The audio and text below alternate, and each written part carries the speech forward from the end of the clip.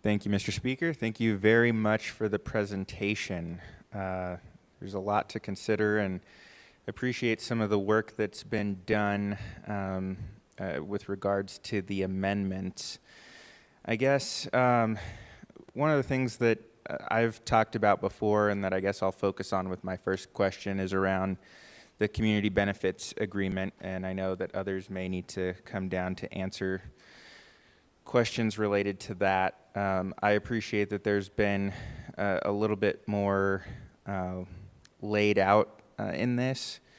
I guess the big picture question I have is that I'm hoping to understand how this works, because now in statute we have a role for the Stadium Authority Board, a role for the Community Oversight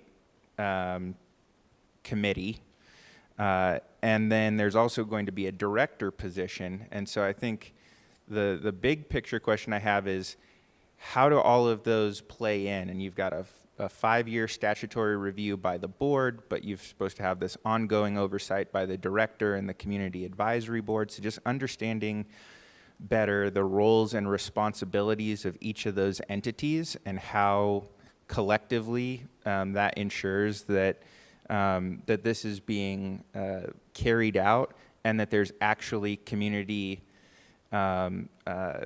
voice involved in that process. And so that's kind of the main question. And then I guess specifically, what within that, what authority or what kind of teeth does that community oversight board have? It looks like ultimately they don't have any real discretion in designating where funds are going, as long as they're kind of within some of the various categories that are listed in the agreement. So I'm just really trying to understand what the agency that diverse group of people would have in actually helping guide and deploy the benefits of the agreement.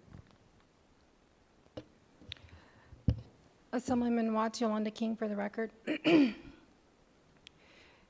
So the Stadium Authority is the party to the agreement. So ultimately the binding agreement lies between the team and the Stadium Authority. The Oversight Committee would include exactly what you just mentioned, and one of the reasons why we did not want to completely outline what the agreement would look like is the Oversight Committee would include gathering information from the public, because we've not gone through that process yet, and trying to understand, what are some of the feedbacks, or what can be some of the feedback from the public. So I would envision this being that there is input that's provided by the public with regard to benefits to the community that the public sees would be beneficial to us.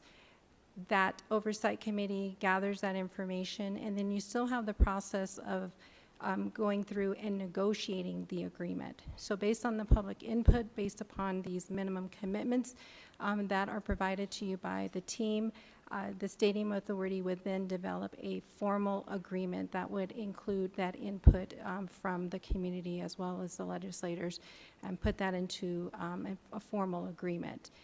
The next step beyond that is, once you have an agreement in place, the Oversight Committee would then be responsible, obviously under the direction of the Stadium Authority, because that is who the agreement is with. They would have the responsibility of ensuring that the components of that agreement, that they're being adhered to, they're being complied to from the team, and there would be reporting from the Oversight Committee back to the Stadium Authority with regard to the implementation and the compliance of that agreement. Thank you for that, and not going to ask a follow-up question. I appreciate that, and I appreciate the work that has gone into this. I do still feel that some of the things that have come across in some of our discussions are not fully reflected, but I'll follow up with that offline. Thank you, Mr. Chair. Thank you, Assemblyman Watts. We'll go next to Assemblyman Hafen. Thank you, I guess, Mr. Chair is what we're calling you today. And I want to thank you guys for being here and giving the presentation today. And so my question is, I live in Nye County, and we have seen a couple of tax abatements, tax credits that have been on the books that have actually ended up hurting our community and been a loss to our state. For one, the film tax credit, we've given out $22 million roughly in film tax credits, but we've only returned $6 million for a roughly $18 million loss to the state. The other one is the solar tax abatements. Currently, we are seeing companies come in, closing our public lands, impacting our economic development, especially when the off-road community, so they could sell power to California. And we're losing that tax revenue that the counties could be receiving. And so my question to you guys is that what you're claiming in the presentation is that this is going to be a net positive to the state as a whole.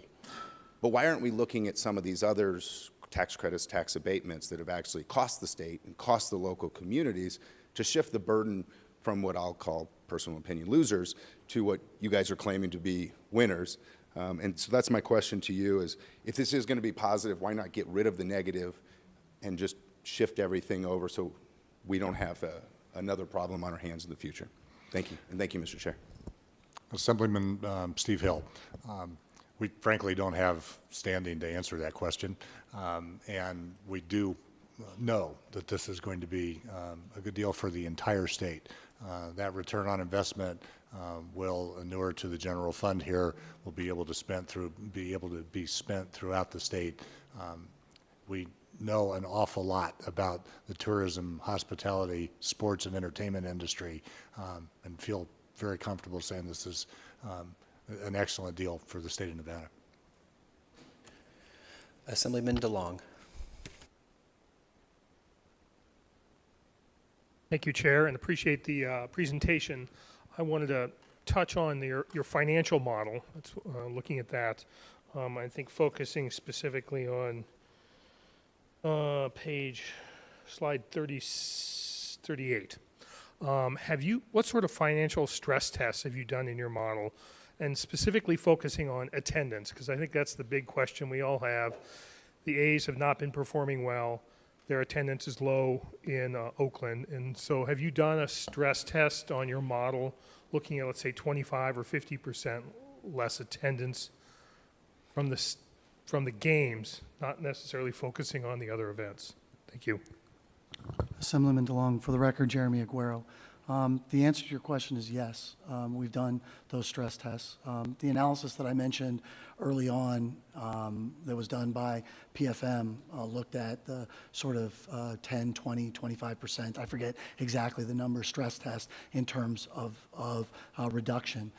We ran a stress test at everything from 95% revenue all the way down to 50% revenue, with and without the increase in other events at the facility, because we also wanted to run the stress test since, as Mr. Hill said, the LVCVA sort of feels like we're underestimating the number of non-baseball events that would be there. There's obviously, it's not always linear, as you might imagine, right? We bring in an event that's a concert, for example. It generates live entertainment tax, where a baseball game would not. For example. In addition to that, you've got other things that can sort of move that needle. At the end of the day, we dropped it all the way down to 60% and even below that, and we're still above the 1-to-1 coverage number. Interestingly enough, if we look at it differently in terms of replacing some of the less activity that happens while we have more, it actually ends up benefiting us significantly, because the value from the visitor standpoint is greater from a tax perspective than the value of a resident going to a game, because they stay in a hotel room and all of those type of things. And so what we found is wherever there's that trade-off that occurs, we can actually take that number down pretty far and still be generally okay from a bond perspective. Now, obviously no one wants that to happen, but yeah, we stress tested it all the way down until it broke. Yes, sir. We're going to go next to Assemblywoman Cohen, who I believe is joining us on